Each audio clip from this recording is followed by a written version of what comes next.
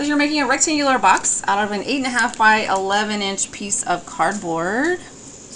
The box will be formed by making cuts shown in the diagram and then folding up the sides as shown in the diagram. So you can see it was 8.5 by 11, but we took a little cut off of each side here, X, X, X, and X. So what we're trying to figure out is how long should we make the cuts so that we can find the maximum possible volume. I just kind of demonstrated with a couple of pieces of paper up here. Both of these started with 8.5 by 11 inch pieces of papers, but I made different cuts out of the corners.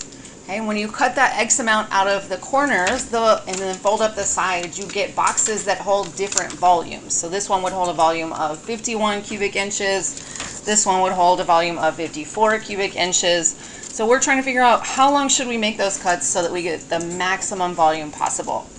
So since we're maximizing volume, I'm going to start with just the volume formula. Since this is a rectangular prism, what was that volume formula for a rectangular prism? Length times width times height. Very good. Length times width times height. Which currently this is an equation that has 4 variables, and we don't want it to have 4 variables. So we're going to work with what we have to get this to be just 2 variables. So starting with, when I think about the length of the box here, it was 11 inches, but we cut an X off of this side, and we cut an X off of this side. So what expression could we write to represent the length? 11 minus 2x. Okay, and then similar for the width, it was 8.5 inches, but again, we cut an X off of this side, and we cut an X off of this side, so it's no longer 8.5, it is 8.5 minus 2x.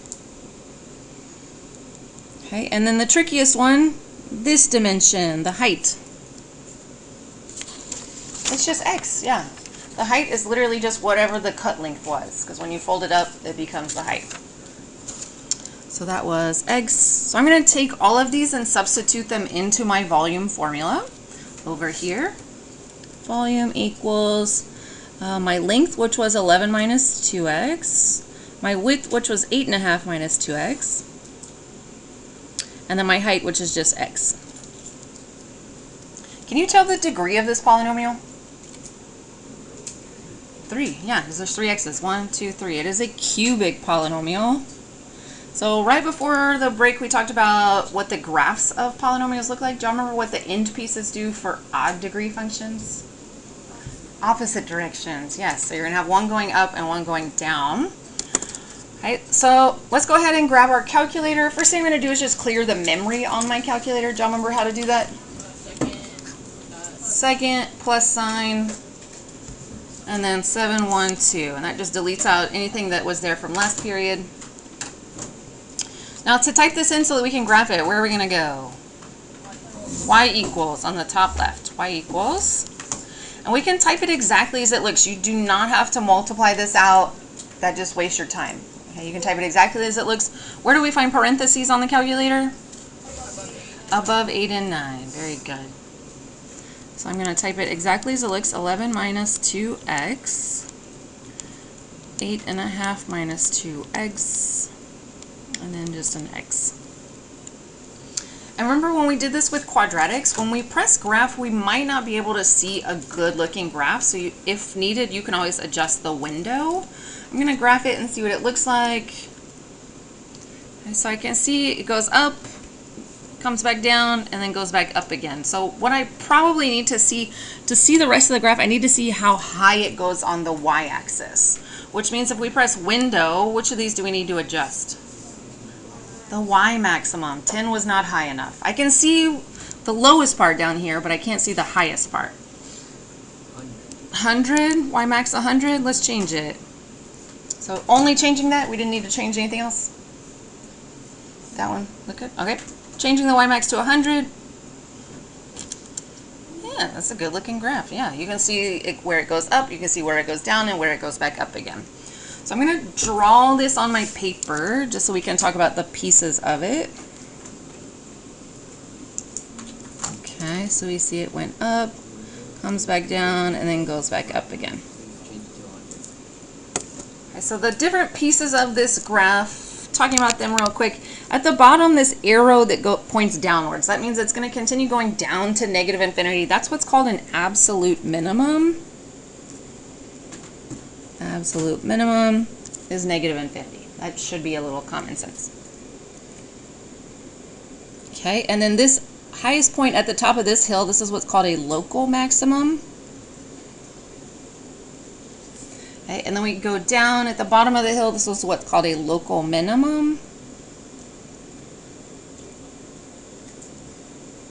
Minimum. And then the arrow pointing upwards to infinity, what would we refer to that as? That's the absolute max, which I feel like we almost never find the absolute max in min because they're not really helpful for us. Absolute max. Okay, so to find where the maximum volume is, what we're needing to find is the local max. So right here is where we're going to figure out where the maximum volume is. To find that local max, we did a calculator. We did this on the calculator before with regular maximums. Do you remember what buttons we would push? Second trace. Yes, good job. Second, and then trace. And that pulls up the calculate menu. Okay, and we'll need maximum for this one. We are actually using 3 and 4 today. You need to choose whether you're finding the minimum or the maximum, but for us we need the max volume. So either 3, which is minimum, or 4, which is maximum.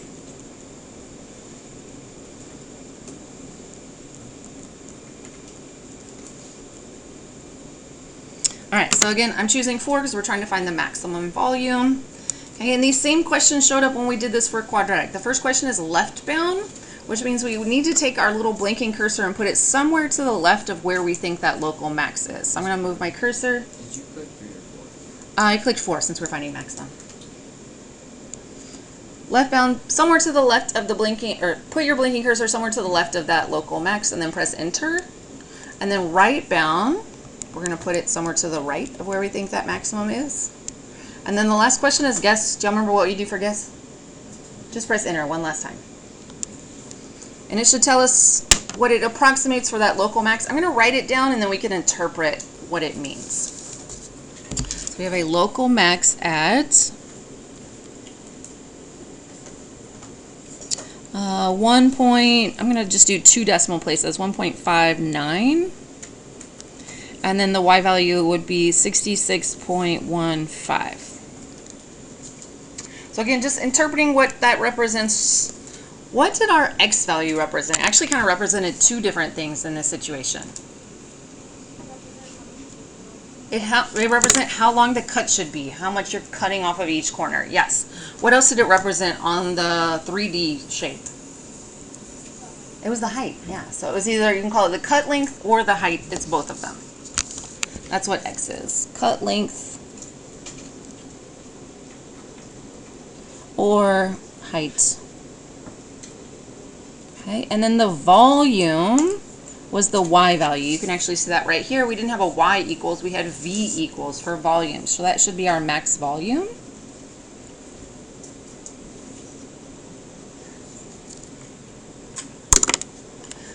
So we should make cuts of about 1.5 inches off of each corner to get a maximum volume of 66.15. Dang, so I was close with this 54.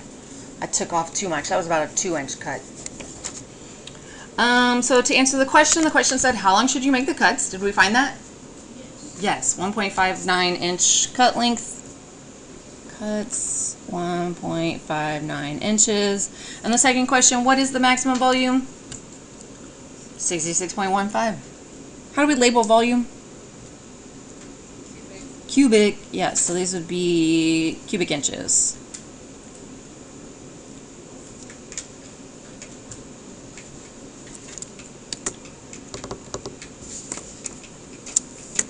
All right, next one. The next one's a little bit more challenging, trying to figure out how to write the volume equation. I think this one was pretty straightforward on how to write it. We are still trying to maximize volume on the next one. The design of a digital camera maximizes the volume while keeping the sum of the dimensions at 6 inches. If the length must be 1.5 times the height, what should each dimension be? I know it doesn't look like it, but we're going to assume this is a rectangular prism camera. Okay, I'm not going real fancy. It's just a rectangular prism. Think about the old, really, like the brick cameras. Man, y'all really missed out on the 80s and the brick cameras. But yeah, just assume it's a rectangular prism. So since we're trying to maximize the volume, we're still going to start with the same volume formula for a rectangular prism. Volume equals length times width times height. But again, we're trying to figure out something to substitute for all of these so that we don't have 4 variables. We're trying to get this down to just be 2 variables.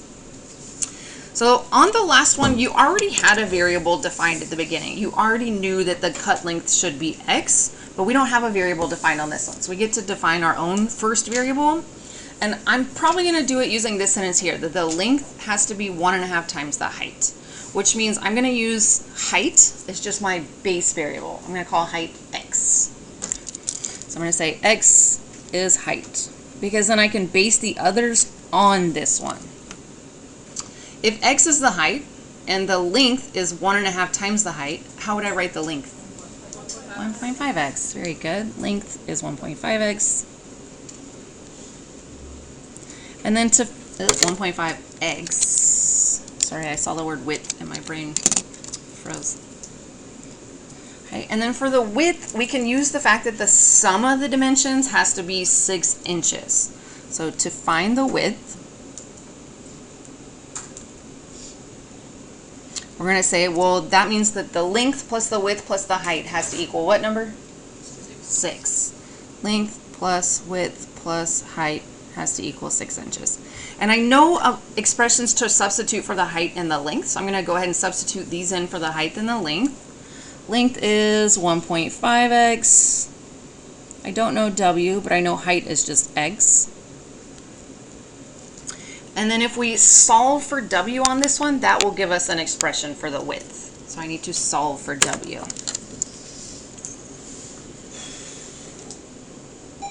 First thing I would probably do is combine like terms, 1.5x plus x, so 2.5x plus w equals 6. And then I have one last step to isolate w. What would I need to do? Subtract 2.5x.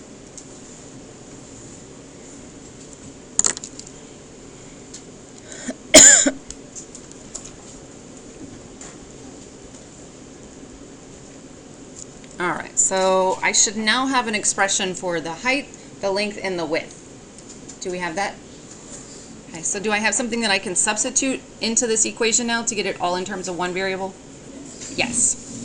So to model the volume now, we'll say volume equals, what was the length? 1.5x. What was the width? Okay, 6 minus 2.5x. And then the height? X. Can you figure out the degree by looking at this equation? Yes, it is a cubic function, so again that means the ends are going to go in 2 different directions, one going up, one going down. So I'm going to go to my y equals screen on my calculator and see what the graph of this one looks like. Again, utilizing my parentheses so that I don't have to multiply this all out.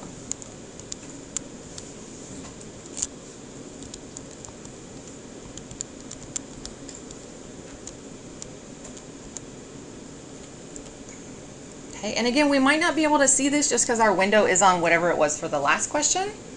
Parker, did you type it in? Let's press graph, see what we need to adjust.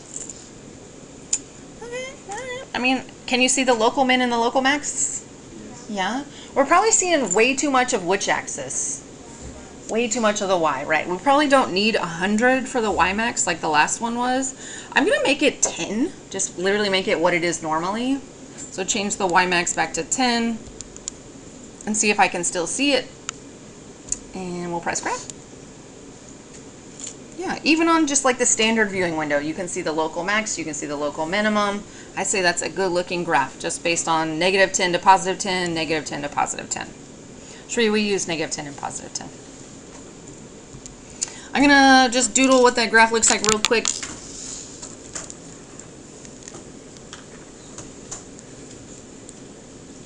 Okay, so it comes down here, bounces up, and then goes back down.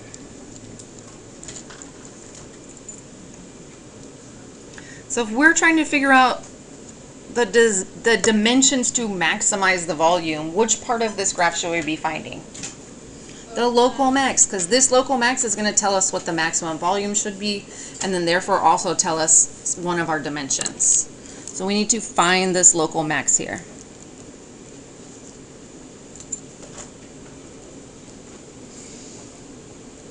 Okay. What are my keystrokes for that? What do I press? Second trace. That pulls up the calculate menu. And then choose maximum, which is option 4. We're going to take the blinking cursor and put it somewhere to the left of where we think that local max is, and then press enter. And then somewhere to the right and press enter. And then press enter one last time. And then I'm going to write that down and then interpret what we just found. So I'm just going to call that 1.6.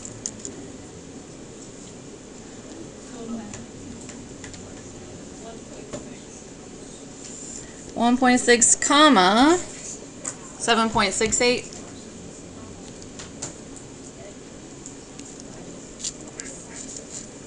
All right. What did x represent? The height. Yes, x was the height. And then this y wasn't actually a y in our equation. What was it in our equation? V, volume. Good. Okay. So to answer the question just said, what should each dimension be? Did we find all of them? No. What do we still need? We found the height? Yeah. So we still need to find the length and the width for all of the dimensions. Height, length, and width. What was the height again? 1.6 inches. Okay. How do I find the length? 1.5x, right. 1.5 times what we found for x, which is 2.4. Very good. Okay. And then how do I find the width? 6 minus 2.5 times the x. Yes, which simplifies to 2. Okay. Do we need to write out what the max volume was? No, it didn't ask for the max volume. We needed to find it in order to find the optimum dimensions, but it didn't actually care what it was.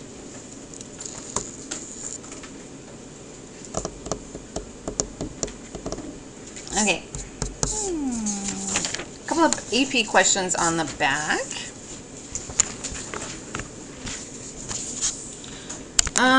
For the first one, we actually don't have to write the equation. The equation's already written for us.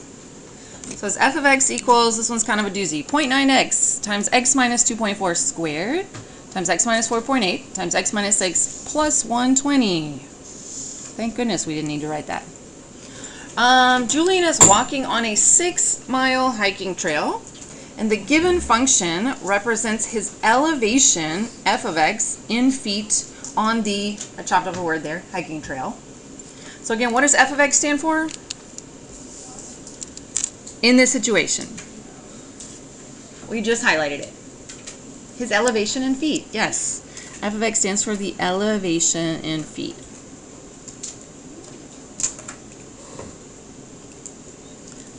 In feet.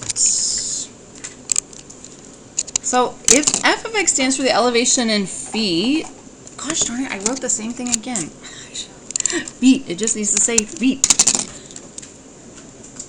Feet, there we go. Okay, finishing the question. Which of the following is closest to the distance in miles that Julian is from the starting point of the trail when his elevation is the lowest on the trail? So if f of x stands for the elevation in feet, what does x stand for then? We weren't directly told, it's kind of just implied. More specific.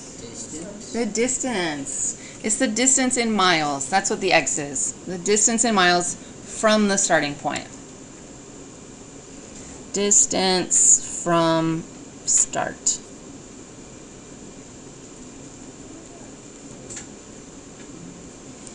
Okay. Can y'all tell the degree of this polynomial? 5. It is a 5th degree, which means it's odd, which means its ends do go in different directions. Okay. Can we tell whether we're finding a local min or a local maximum? Minimum. How do you know, Bennett? What was the key word? The lowest. We're trying to find where is the elevation the lowest, which would be at a local minimum. Let's graph this and see what it looks like.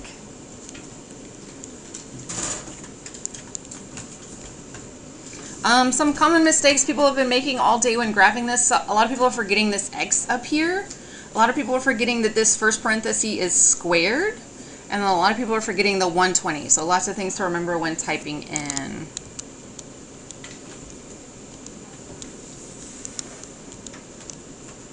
Squared.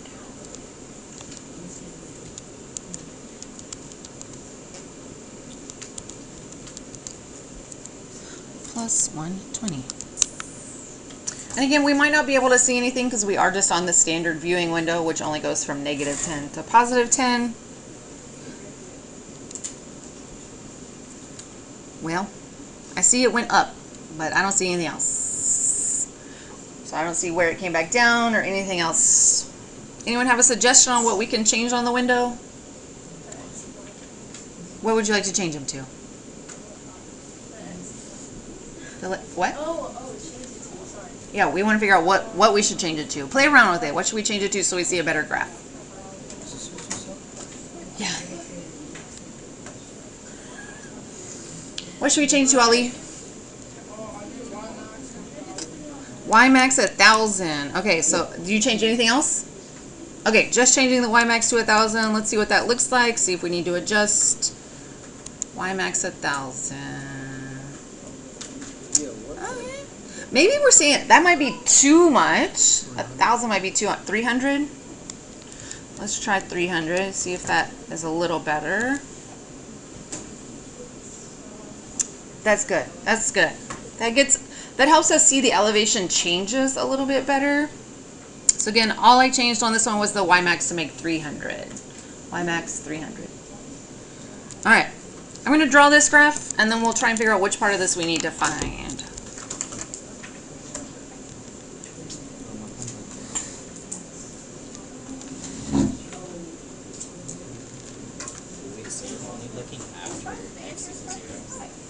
Yes, because the other one would be negative distance from the trail.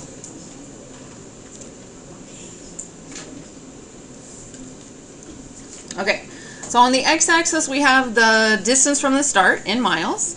On the y-axis we have the elevation. And we're trying to figure out when is the elevation going to be the lowest on the trail. Zane did have a question. He said, why are we only looking after? Like, why are we only looking in quadrant 1? Why are we not looking down here? Because then it would be a negative distance from the start of the trail. We can't have negative distance from the start of the trail. Where are we looking on this to find where the elevation is the lowest? That one, the second little dip right here. This would be our local max we're trying to find, or local minimum, excuse me, that we're trying to find. When we go to second trace, are we selecting maximum? Minimum, right. Make sure you select minimum. Then we're going to roller coaster our way over. I know, that was fun. Press enter, right bounds, and then press enter one last time to get it to calculate. I'm going to write it down and interpret.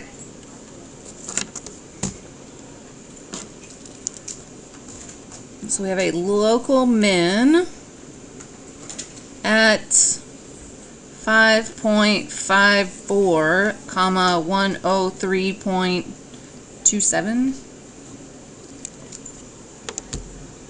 What did the x stand for again? Distance from the start of the trail, right. I know. And then what does the y stand for? Elevation.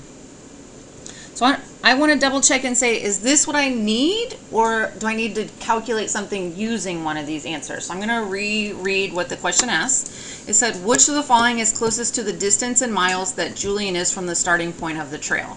Is that what this is? Yes. So this is the answer. We don't have to use the answer to like calculate anything else. Which makes it which answer? D.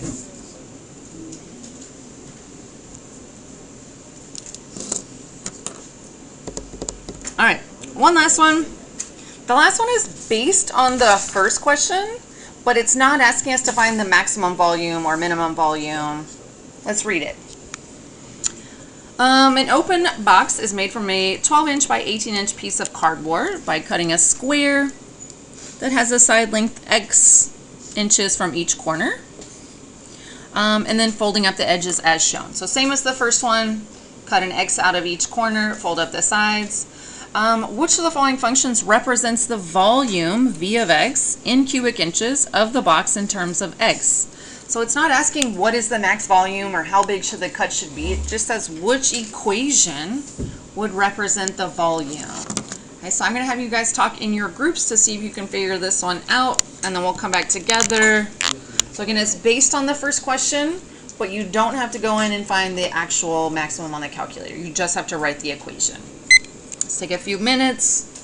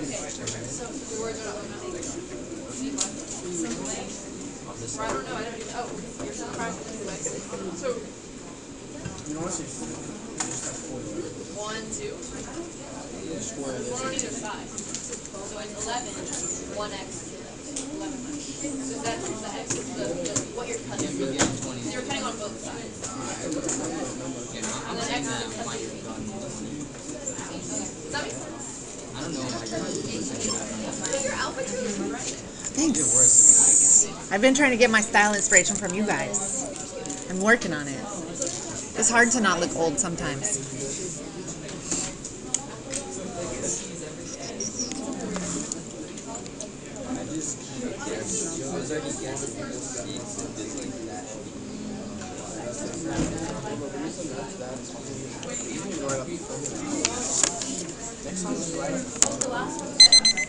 Alright guys, let's check it. What expression did you write to represent the length? What do we write for the length? 18 minus 2 x's. Very good, because we cut off an x here and we cut off an x here. The most common mistake on these questions is only subtracting 1x. I see that happen a lot. People just write 18 minus x. And then what do we write for the width? 12 minus 2x. And then what do we write for the height? X. And then all we need to do is just get this into standard form. That's really all it's asking. First thing I did was I took the x and distributed it into just one of the parentheses. That would give me 12x minus 2x squared. And then you'll have to FOIL this one out. So you'll have 18 times 12x, which is 216x, 18 times negative 2x would be negative, what is that, 36x squared? And then negative 2x times 12x would be negative 24x squared. And negative 2x times negative 2x squared would be a positive 4x cubed. And then just rearranging it to get it in proper form with the highest exponent first. These two terms would combine to be a negative 60x squared and then a positive 216x at the end. Which makes this which answer? C. It is C.